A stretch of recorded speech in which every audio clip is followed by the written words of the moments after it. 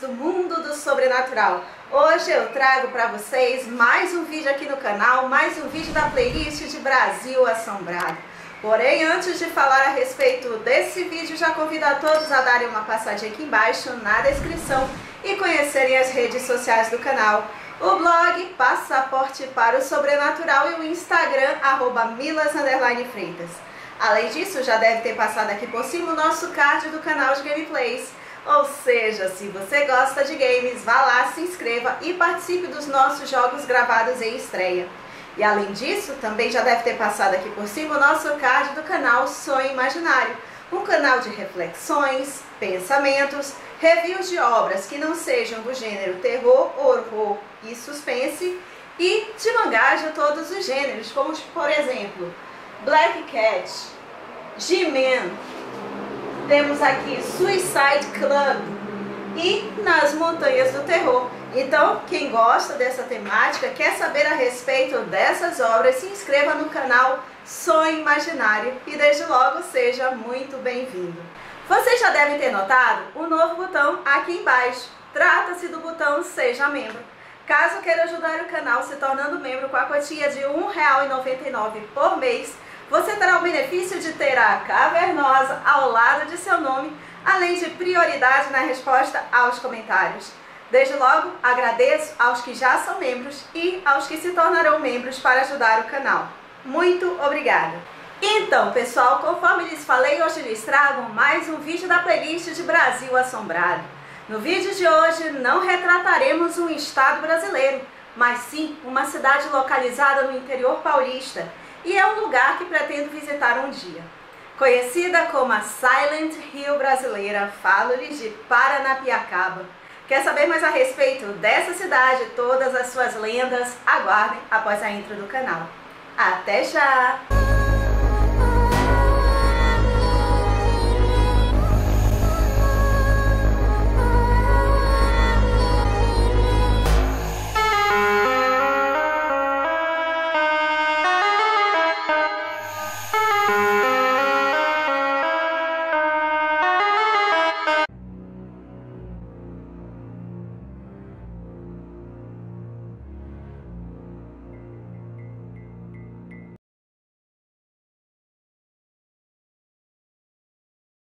A cerca de 50 quilômetros da capital paulista e com pouco mais de 1.000 habitantes, localiza-se a misteriosa vila inglesa de Paranapiacaba, a qual está localizada no alto da Serra do Mar e pertence ao município de Santo André. O seu nome, de origem tupi, significa lugar de onde se vê o mar. A vila, que nunca foi uma cidade abandonada, foi fundada em 1867, para ser o centro de operações da São Paulo Railway, companhia inglesa que operava as ferrovias ligadas ao Porto de Santos. Com o declínio desse tipo de transporte, a partir da segunda metade do século XX, Paranapiacaba perdeu a importância, mas mantém o charme das construções deixadas pelos ingleses. Há inclusive uma réplica do famoso relógio Big Ben de 1890 e importada do Reino Unido. O intenso nevoeiro é uma característica da vila, o que a deixa com ar londrino e misterioso, dando ainda mais força para as lendas locais. Dizem que essas histórias macabras eram inventadas pelos próprios ingleses para manter a ordem, o silêncio e o respeito dos funcionários por meio do medo. Mas quais seriam essas histórias?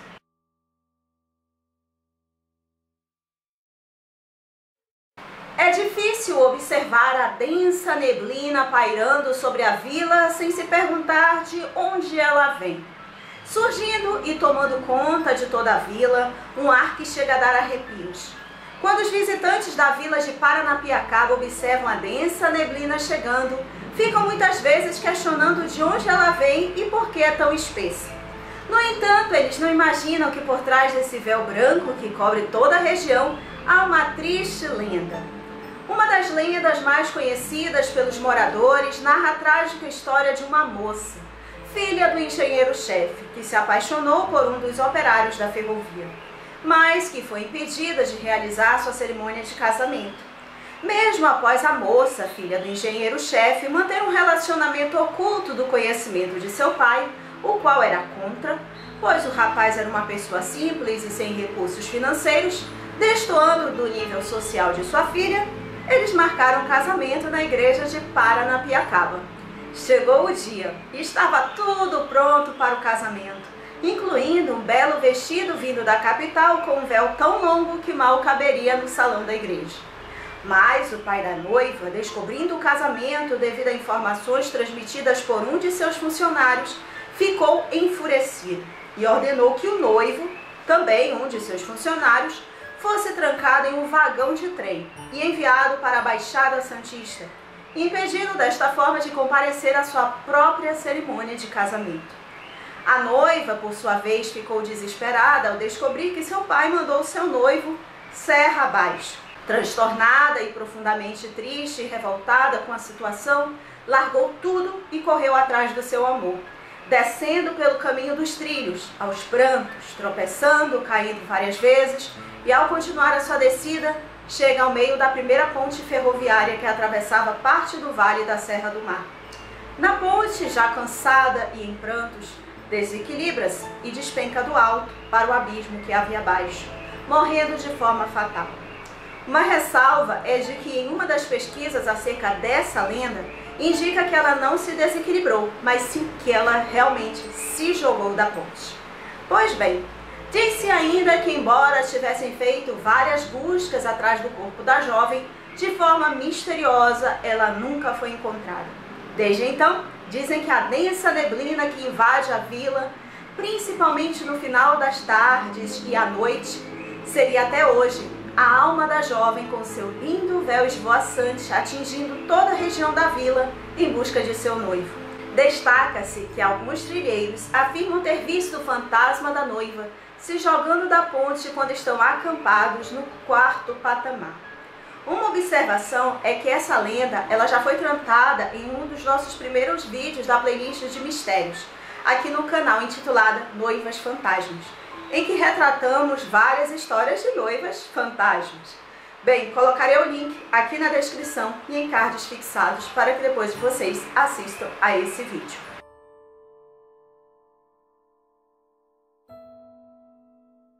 Outra lenda famosa é a da casa do engenheiro-chefe, hoje conhecida como Castelinho. A casa ela foi construída no ponto mais alto da vila em uma posição estratégica, pois possibilitava ao engenheiro Daniel Fox vigiar os operários da ferrovia e toda a movimentação da vila, ou seja, quem entrava e saía do lugar. Atualmente esse local é um museu e é considerado um lugar assombrado. As pessoas afirmam ter ouvido sons e visto vultos ao passear pelo museu pelo lado de fora, próximo a um cômodo específico em frente à escada principal. Os barulhos relatados são sempre de um tipo de bola pequena batendo no chão e na parede, como se uma criança estivesse brincando. Passos de uma pessoa andando e acompanhando quem fica ao lado do cômodo, e às vezes até vozes do outro lado da parede, sem que haja ninguém. Outro fato é que os moradores e visitantes da vila que passam pela rua em frente ao portão principal do museu avistam o vulto de um homem próximo ao portão do lado de dentro, aparentemente vestindo um terno antigo e chapéu. Dizem que esse vulto é do engenheiro-chefe que continua vigiando a vila e que é possível vê-lo olhando pela janela do castelinho ou vê-lo nas dependências da casa. O programa do Geraldo Luiz, quando ainda era o Balanço Geral à época, também visitou esse local. Irei colocar o link do vídeo se encontrar aqui na descrição. Tudo bem? Para quem quiser assistir a esse passeio que ele fez nesse museu.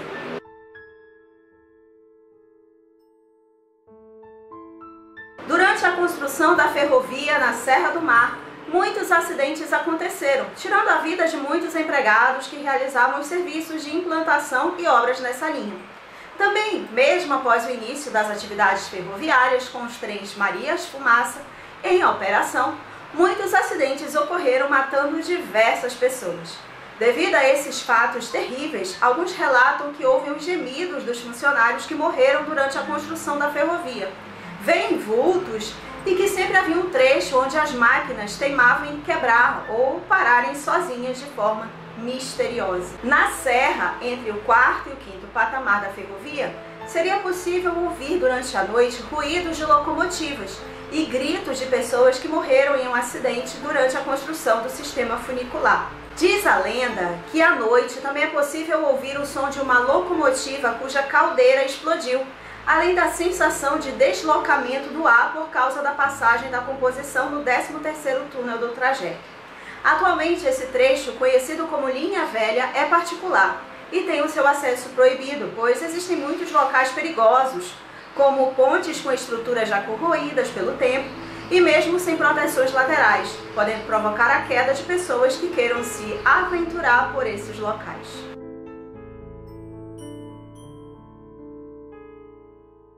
A ferrovia atraiu ladrões para a região da vila de Paranapiacaba. E para certificar-se que estava tudo bem com os moradores, um guarda batia 3 vezes na porta das casas e os moradores respondiam também com 3 batidas, caso estivesse tudo bem, e o guarda seguia sua ronda. Porém, mesmo com o falecimento do guarda, algumas pessoas afirmam ouvir as 3 batidas na porta da casa durante a noite. Mas afinal, o que aconteceu com esse vigia? Conta-se que em uma noite escura e de densa neblina, nenhum dos moradores ouviu as 3 costumeiras batidas na porta, que o vigia costumava fazer. Estranhando o fato, logo no amanhecer foram verificar o porquê do vigia não ter passado como era de costume, e descobriram de forma assustadora que ele fora assassinado, não havendo pistas e nem motivos aparentes para o crime. Dizem então os moradores antigos que um dia depois da morte do vigia, todos os moradores ouviram as 3 batidas nas portas de suas casas como de costume. Então, responderam com as 3 batidas na porta para confirmar que estavam bem, achando que o vigia noturno havia sido substituído. O que deixou os moradores da vila completamente assustados é que nunca houve um vigia substituto, ou seja, ele ainda estaria fazendo o seu serviço.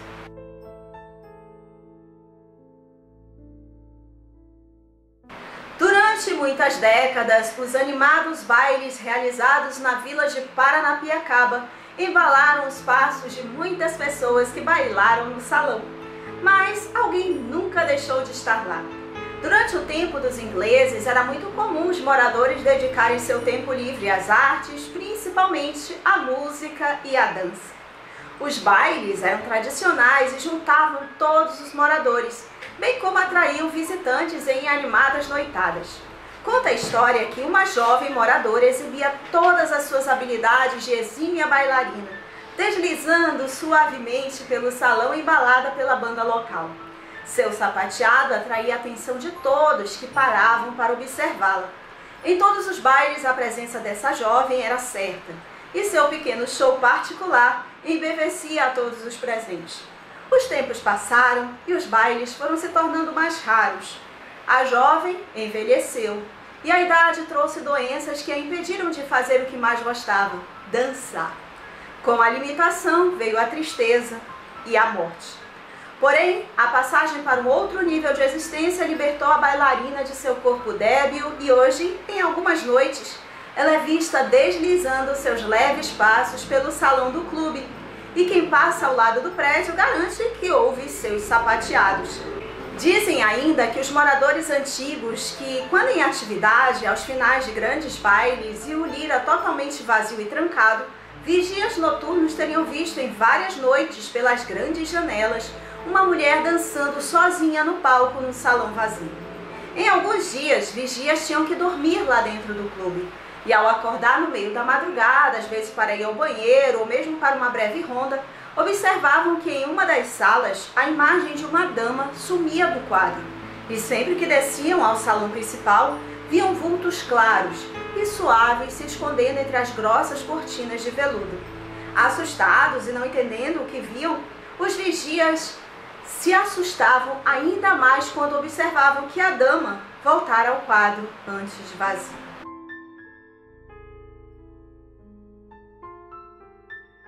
Reza a lenda que um casal foi fazer turismo na vila de Paranapiacaba em um dia de nevoeiro e não encontraram ninguém. Ou melhor, encontraram um senhor vestido de terno e chapéu, cujo nome era João Ferreira, que dizia ser um guia da cidade. E assim os acompanhou por toda a vila, contando histórias locais e o passeio terminou no cemitério, onde o senhor João Ferreira desapareceu em meio à densa neblina. Em um segundo momento, o casal retorna à vila e resolve procurar pelo senhor João Ferreira e agradecê-lo pelo passeio do dia anterior. Como fazia sol, eles encontraram muitas pessoas na rua, porém ninguém conhecia esse senhor. Então foram até o cemitério para ver se o encontravam, e o coveiro disse que o único João Ferreira que existia já estava morto há algum tempo. E o casal pôde confirmar pela foto da lápide que o falecido e o guia eram a mesma pessoa.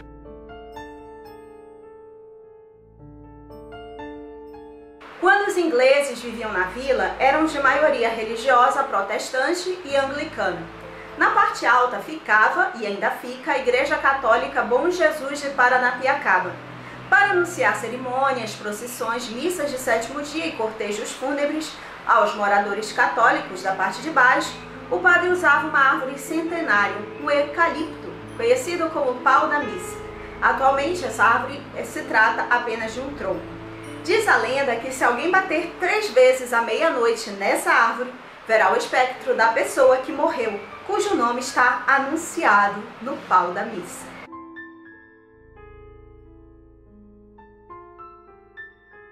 A rota mais curta que liga a Vila Martin Smith, que é a parte nova, à parte velha, passa atrás do castelinho.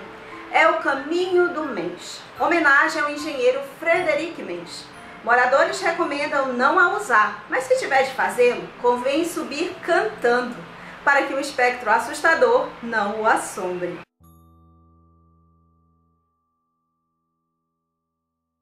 O caminho do Hospital Velho deve ser evitado pelas crianças no período noturno. É lá que age o ser da capa preta. Um homem ou espírito de capa preta aterroriza por ali e carrega os pequenos para fazer maldades. É uma história contada pelos moradores mais antigos da vila.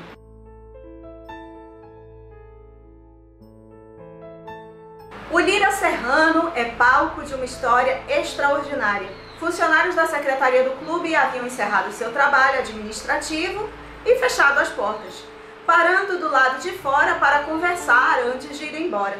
Já era tarde da noite quando um deles avistou um homem alto, usando chapelão e todo vestido de preto, parado na janela do clube. Os outros também viram e abriram a porta para ver quem estava lá, mas não havia ninguém.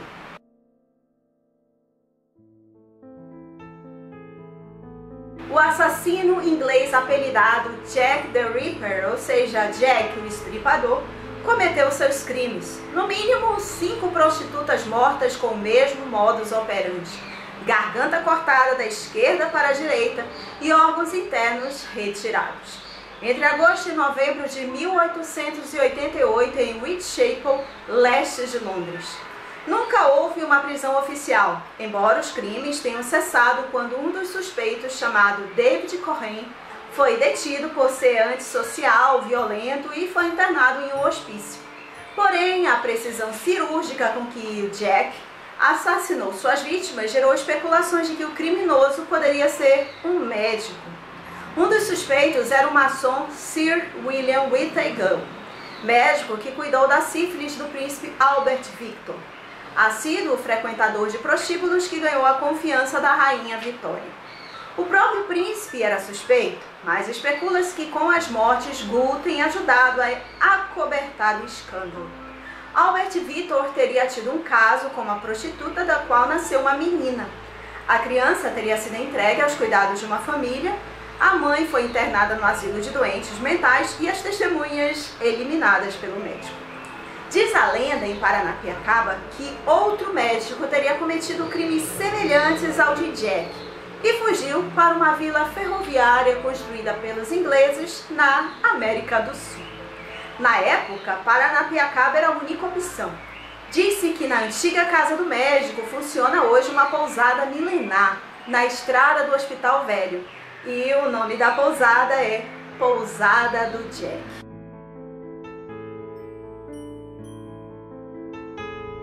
Numa terça-feira, 4 jovens da vila pensaram ter descoberto uma cachoeira em meio à mata. No dia seguinte, voltaram equipados para explorar o local. Andaram muito, mas não encontraram nada. Então, ouviram batuques de tambor e um deles percebeu algo no mato atrás deles, acompanhando-os. Assustados, eles correram e se esconderam, acreditando se tratar de uma onça. Ao chegar na vila, durante a semana do folclore, descobriram que esse dia, quarta-feira, era o dia do Curupira, ser mitológico que judia dos que invadem a mata e com mais intenções. Teriam eles então cruzado com o Curupira?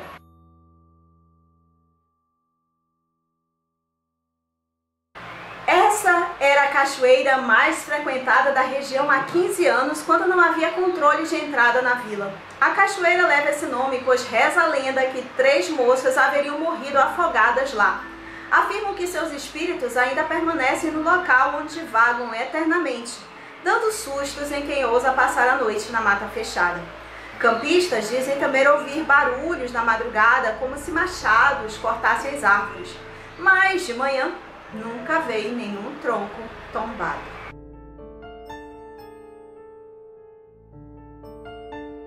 Há uma lenda que contam na vila histórica de Paranapiacaba, em Santo André, que uma menina se perdeu em um dos casarões da cidade durante um passeio escolar. Ela estava toda de preto e saiu com os braços cruzados em uma foto tirada poucos minutos antes de seu desaparecimento. A garotinha nunca foi encontrada. A história da menina do casarão tornou-se famosa quando a foto foi revelada e mostrou uma figura estranha ao lado da garota.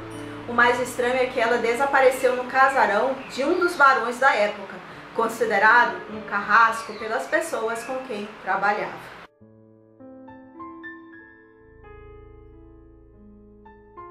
No passado, na vila de Paranapiacaba, uma família inglesa morava em frente ao Clube Serrano.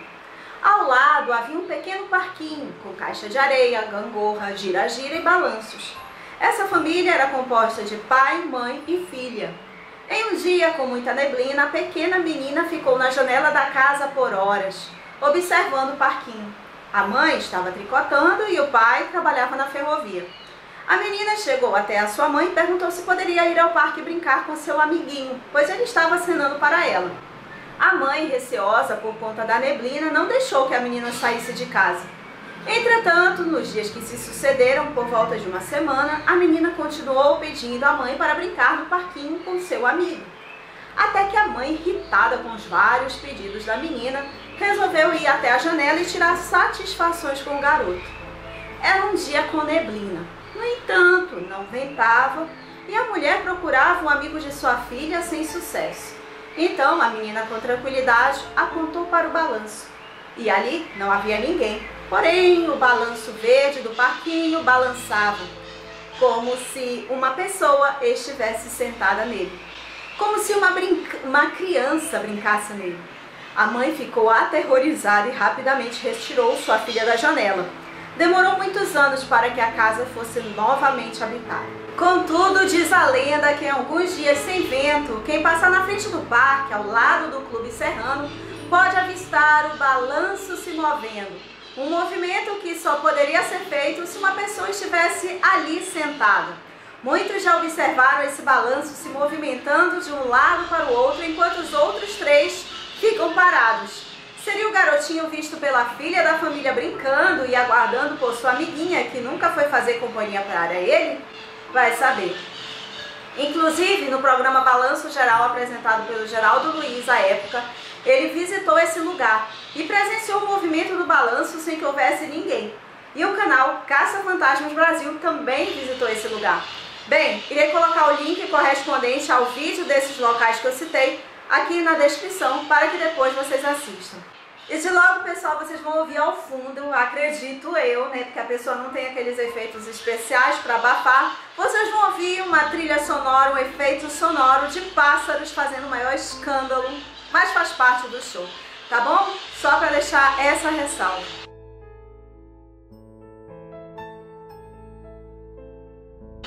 Houve um acidente terrível entre 2 trens que circulavam nas linhas de Paranapiacaba.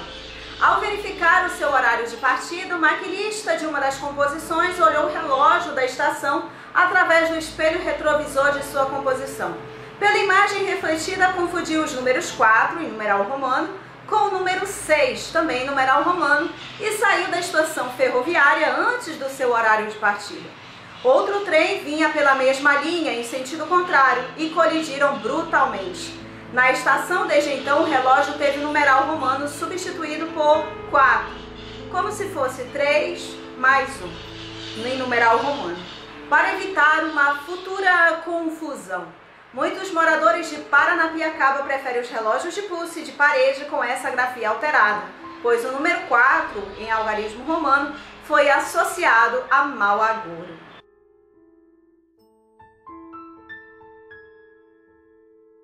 Reza a lenda que na antiga estação de comboio houve o massacre dos escravos que trabalhavam na cultiva de café.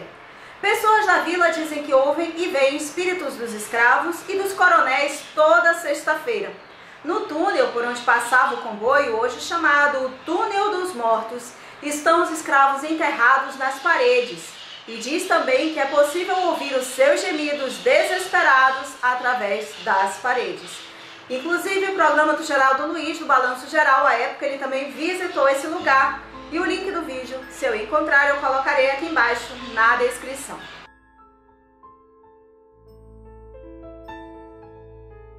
A Igreja de Bom Jesus de Paranapiacaba foi construída no ano de 1889 para atender aos funcionários católicos da ferrovia. E é palco das missas e da tradicional festa do padroeiro, a mais antiga de Santo André. Conta a lenda que os moradores veem um padre parado próximo à igreja, mas quando chegam perto não tem ninguém ali. Ele vaga pela vila eternamente, continuando o seu trabalho.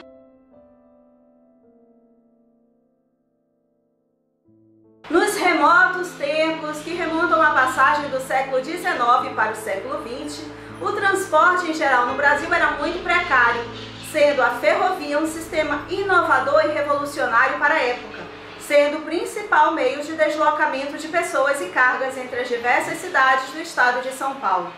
Devido à sua eficiência, naquela época de ouro da ferrovia, para ampliar sua abrangência de atuação nos transportes, foi criado um novo serviço para atender as famílias daquelas pessoas que perderam seus entes queridos e necessitavam transportá-los para outra localidade. Foi então criado pela São Paulo Highway, empresa que havia construído a ferrovia entre São Paulo e Santos e era controladora dos serviços no final do século XIX e começo do século XX, o vagão funerário. O vagão funerário era um vagão de madeira reformado, dividindo sua área interna em duas partes, sendo uma para o transporte dos familiares do morto e a outra para transportar o caixão com o corpo do falecido, sobre uma mesa com velas em suas pontas. Aproveitando dessa forma o trajeto para ao mesmo tempo levar o corpo do morto para outra cidade e também para se realizar o velório durante a viagem. Esse serviço obteve muito sucesso e foi muito utilizado na época, o qual chegou a transportar inúmeros cadáveres no trecho entre Santos e São Paulo. Com o passar do tempo, o sistema rodoviário foi se aprimorando, permitindo que o transporte de corpos fosse então realizado por meio das rodovias já modernizadas, que permitiam o tráfego de veículos de uma forma bem mais rápida.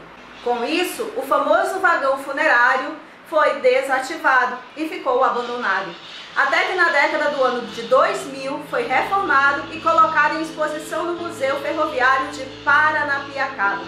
Durante muitos anos, o vagão foi visitado por pessoas de diversas partes do Brasil e também do exterior, sendo que fatos estranhos e sem explicação ocorreram em seu interior durante as visitas. Conta-se que no ano de 1992, quando participava de uma visita no interior do vagão funerário, um rapaz morreu de ataque cardíaco, sendo que as 3 amigas que estavam com ele naquele momento disseram ter sentido arrepio e uma brisa fria no momento que o fato ocorreu.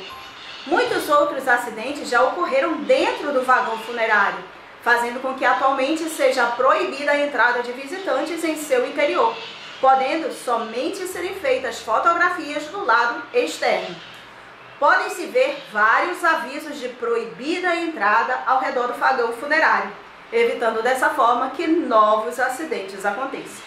Segundo relatos de pessoas que visitaram o vagão na época em que se podia visitar internamente, Eles dizem que viam sombras e vultos e também que foram registrados em fotografias realizadas, aumentando mais ainda os mistérios existentes dentro desse vagão, que já transportou e permitiu a realização de velórios de falecidos dentro dele. Seria um vagão funerário local de visita das almas das pessoas que fizeram sua última viagem em seu interior? Ou seria palco de outros fenômenos vindos do mundo do sobrenatural? Então, pessoal, o que vocês acharam desse vídeo que eu trouxe na playlist de Brasil Assombrado, né? Que no caso não é o estado brasileiro, mas é uma cidade repleta de histórias, que é a cidade de Paranapiacaba, que é uma cidade que eu pretendo conhecer. E desculpe vamos dizer assim, essa trilha sonora ao fundo, é porque eu estou numa área afastada da minha casa, né, como eu falei pra vocês, eu acho que um dos vídeos, logo o primeiro, que é tipo um escritório em que meu pai fica, e tem árvores aqui ao fundo, então é um lugar que de certa forma tem menos barulho, onde eu gravava antes, que tem barulho de moto, mas aqui tem barulho de natureza, né, então tem barulho de pássaros. Eu fechei as portas, janelas, mas eu acho que amenizou só um pouquinho, mas espero que vocês considerem e, no caso, desconsiderem, né, esse barulho. Mas voltando ao tema, Paranapiacaba é uma cidade que eu gostaria muito de conhecer, pretendo conhecer um dia, até porque envolve a nossa Silent Hill brasileira, né? Para quem gosta de games, Silent Hill é um jogo de terror que eu já trouxe até aqui em Lado Sombrio dos Games, sobre Centralia, né? Então, quem quiser dar uma olhada em Lado Sombrio dos Games, eu acho que é o segundo vídeo dessa playlist. E é uma cidade que eu quero muito conhecer e tem muitas lendas, tem muitos passeios turísticos relacionados a esse mundo do sobrenatural. E como eu falei pra vocês, o balanço geral ele fez na época há muito tempo, mas como eu falei também, se tiver o link desses vídeos eu vou colocar aqui na descrição para que depois vocês assistam. Ele fez um passeio com uma senhora que guiou e levou ao museu, né, o Castelinho, levou ao Túnel dos Mortos, levou ao Balanço, se eu não me engano. E ele presenciou algumas situações nesses locais, então eu vou deixar para que depois vocês assistam. Então, vocês já visitaram essa cidade de Paranapiacaba? Vocês já conheciam essas histórias? Deixa aqui nos comentários a opinião de vocês, se vocês querem conhecer, quem já conheceu, o que achou, qual é o lugar que mais gostou, se presenciou alguma coisa, deixa aqui embaixo que eu vou querer saber. Então, pessoal, espero que vocês tenham gostado de mais um vídeo. Se vocês gostaram, ó, dê um like, não esqueçam de compartilhar esse vídeo com seus amigos, porque assim também ajuda o canal. Se é a sua primeira vez aqui no canal, você chegou a partir desse vídeo e gostou, inscreva-se aqui embaixo e ative o sino de notificações para ficar sabendo a respeito dos próximos vídeos. Porque além desse vídeo da playlist de Brasil Assombrado, uma playlist mistério, lenda, ufologia e muitas outras. E há duas playlists em que há a participação de vocês, a participação dos inscritos. Uma de experiência sobrenatural e outra de foto ou fotografia fantasma. Ou seja, se você vivenciou uma experiência sobrenatural e queira compartilhar aqui no canal, vou deixar meu e-mail aqui embaixo na descrição. E você pode me encaminhar seu e-mail com o assunto experiência sobrenatural. Ou então você pode encaminhar via áudio no WhatsApp que eu vou deixar aqui embaixo na descrição. Apenas peço que se identifique e diga a sua localidade para que eu entre em contato. E se você tem uma foto, fotografia fantasma, ufológica e inexplicável e também queira compartilhar aqui no canal, vou deixar meu e-mail aqui embaixo na descrição e você pode me encaminhar seu e-mail com o assunto foto ou fotografia fantasma, para que eu faça um vídeo e compartilhe aqui com todos. Então, muito obrigada por assistir e até o próximo vídeo de Brasil Assombrado aqui no canal. Beijo!